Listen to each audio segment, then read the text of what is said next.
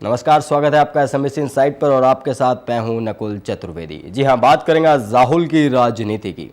जब सारा हिंदुस्तान आक्रोश में जी रहा हो, भ्रष्टाचार, महंगाई और अव्यवस्था से लोग दो दो हाथ कर रहे हों, तो उस समय कोई और बात अच्छी नहीं लगती। ऐसे ही माहौल में कांग्रेस के उपाध्यक्ष राहुल गांधी ने राजस्थान में एक अजीब सा भाषण दिया था।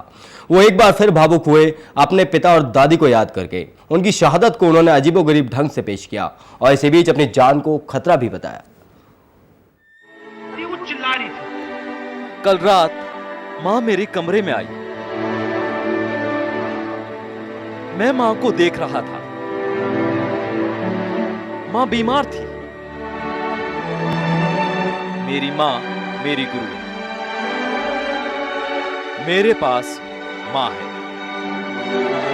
मैं महात्मा गांधी के विचारों का अनुयायी हूं। मेरी दादी मां और पापा को मार दिया। अब मेरी बारी है। मुझे भी मार दिया जाएगा। सत्ता जहर के समान है। ये कुछ ऐसी बातें हैं जो चुनावी भौंपुओं से हमारे कान तक पहुंची हैं। बीजेपी के बारे में कहा जाता है कि चुनाव आते ही इन्हें राम याद आ जाते हैं। तो फिर कांग्रेस और राहुल गांधी के बारे में क्या कहा जाए? क्या इन्हें हे राम याद नहीं आ जाते? हर जघन्य हत्या, चाहे वो आम की हो या खास की, उसकी निंदा की जानी चाहिए। पर क्या हर चुनाव के पहले सत्ता के सुख के लिए, सत्ता के सुख को भोगते हुए कुर्बान हुए परिजनों की दुहाई देना क्या साबित करता है? झूठ पहुंचाते। अब जबकि घोटाले, भ्रष्टाचार, महंगाई, संवेदनहीनता, अपराध, विदेश नीति पर घिर चुकी कांग्रेस की डूबती नैया का कोई कैबनहार नजर नहीं आ रहा है। ऐसे में कांग्रेस के उपाध्यक्ष और संभावित पीएम कैंडिडेट को कलावती भी याद नहीं रही। ऐसे में वोट के जुगाड़ के लिए एक बार फिर कांग्रेस ने पूर्व प्रधानमंत्री राजीव गांधी, इंदिरा गांधी और महात्मा गांधी की ही याद लोगों को दिलाई।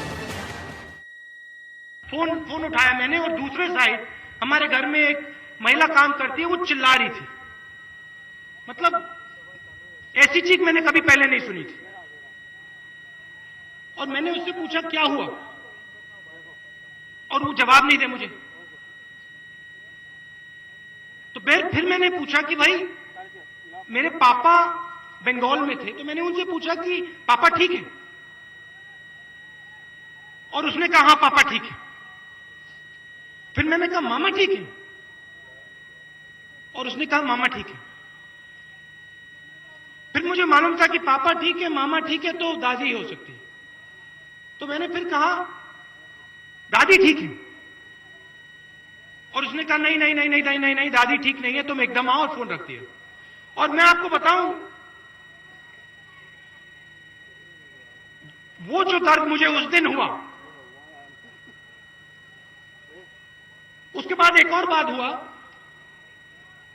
जब पापा मरे। मतलब वो दर्द जो था मैं जानता हूं उसको, और मैं उसको समझता हूं। जैसे किसी ने आपका ना छाती फाड़ दी ऐसे।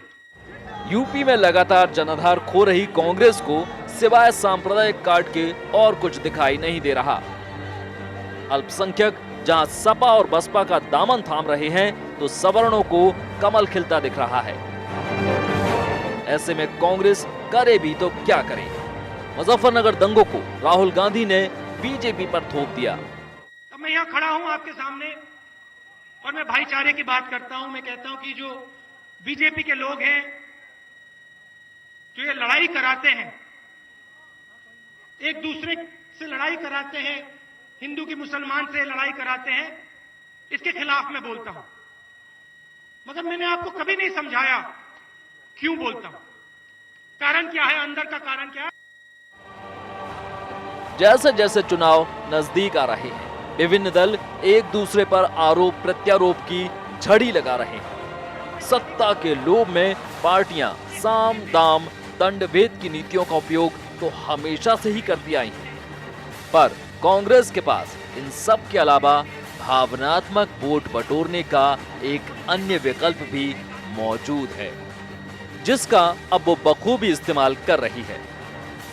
अब देखना यह है कि राहुल गांधी के इस इमोशनल अत्याचार से कितने लोग प्रभावित हो पाते हैं। नहीं नहीं नहीं, दादी ठीक है।